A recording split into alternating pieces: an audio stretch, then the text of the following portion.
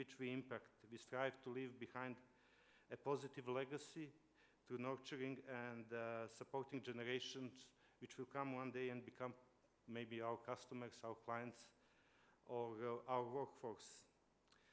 At Wood, we also aim to minimize our impact on the environment and seek to contribute positively toward global sustainability of the planet we share. Our efforts are to minimize environmental risk, reduce impact of our operations, and raise environmental awareness and competence among our employees and communities.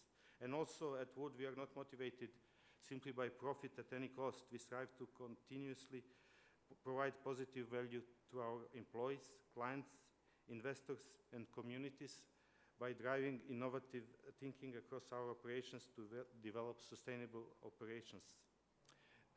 Developing best practice and sustainability strategies is not an option. Both factors are essential to the success of any project and performance on the company. However, they are not developed overnight. On the contrary, they demand a tradition of commitment and culture of persistent growth. And of course, Wood will continue to grow and improve and innovate with every new project. Thank you. So now we have a young company, young CEO. So Alex, can you give us a brief introduction about your company and why sustainability is so important for you? For sure. Thanks for having me. It's a pleasure to be here and to be in Serbia. It's a fantastic country. So briefly about our company, we're an exploration and development company based out of Canada. We have a subsidiary here in Serbia, which is the Eurolithium Balkan. And fundamentally, our goal is to help Serbia and support Serbia to realize its full economic benefit of its natural resources. Full stop.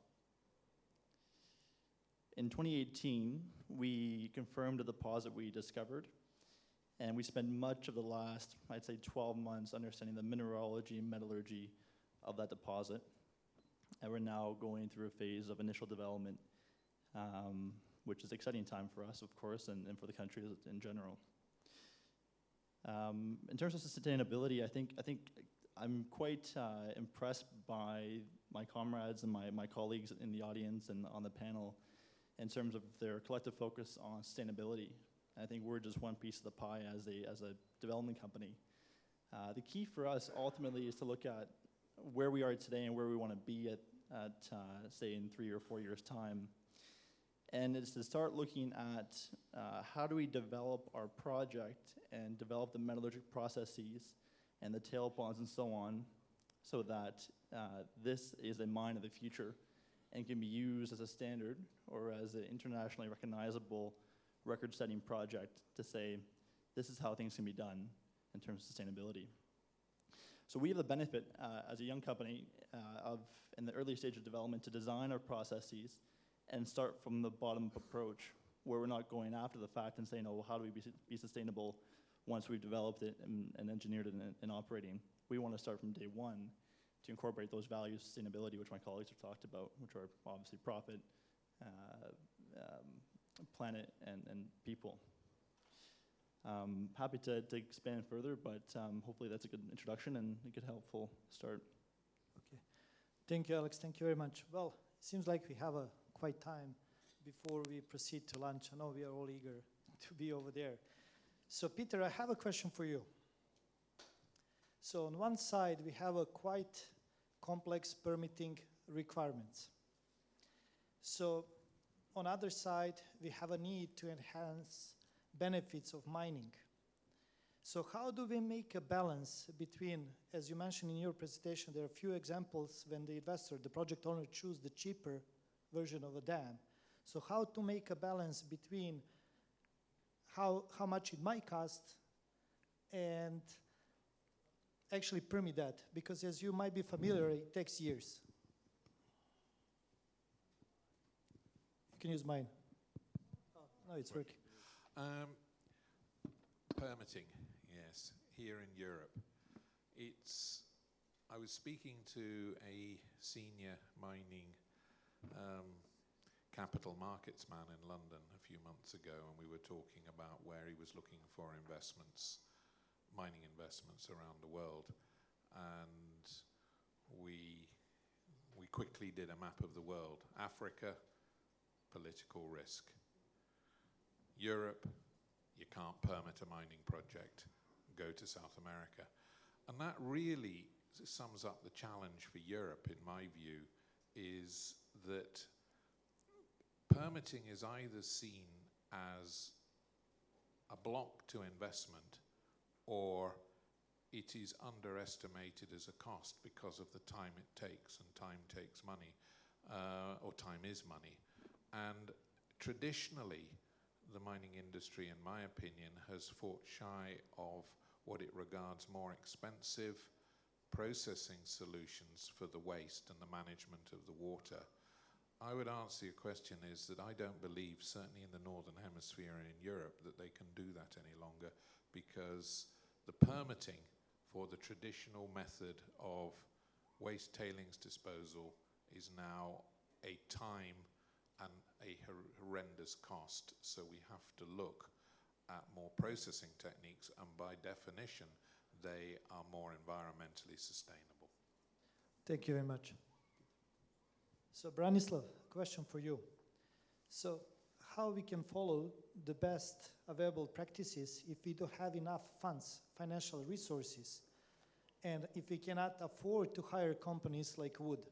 If you're a mid-tier Serbian or local company, and it costs you a lot to actually apply the best available practices.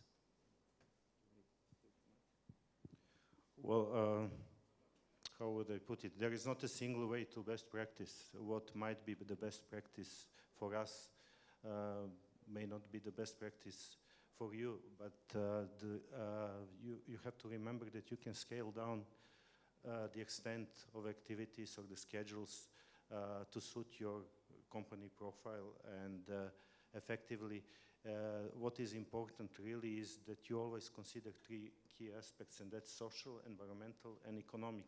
As long as you take that into account, you're on a path to the best practice.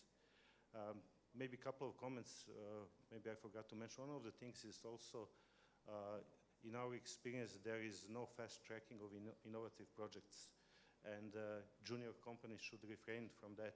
And also one thing, when we are talking about smaller projects and everything, and smaller companies that don't have big financial support and everything, it is also too important to recognize and acknowledge the point at which decision needs to be made to seize the project. I think it's worthwhile also considering. Great, thank you very much. So Damien, one question for you. What would be your view on Serbia when it comes to actually we are knocking on the EU doors? So applying those sustainable principles when it comes to the mining. We do have a lot of heritage when it comes to the mining from the old Yugoslavian mines, and you inherited one of them. So can you share with us your view? Are we getting there? Are we trying enough? And is there any hope that we can say that the mining is sustainable in Serbia as well? Thank you.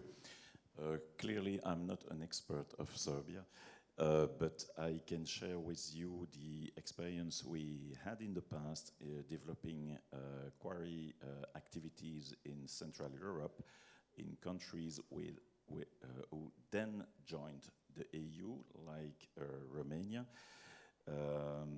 So we were there before Romania joined the EU. And in fact, our task is really, because we are an industrial company, we have to bring our knowledge modestly to the plant, to the quarries, and build and train the people, because on the policies we consider as sustainable. We do not think that we know everything, but we have some standards in the group, and our task is to multiply, develop these best practices all over the world, as we do in Serbia also efficiently. Thank you very much. Alex, you want to add something? Sorry, just to add that, I don't think that it's the requirement of a company to look at the corporate or the call it standards of an EU or a governing body. I think it's the responsibility of the company itself to set its own standards, which would be above and beyond what the government sets. Thank you. Is there any questions from the audience before we proceed to lunch? Seems like we are all hungry enough. Thank you very much. It was a pleasure.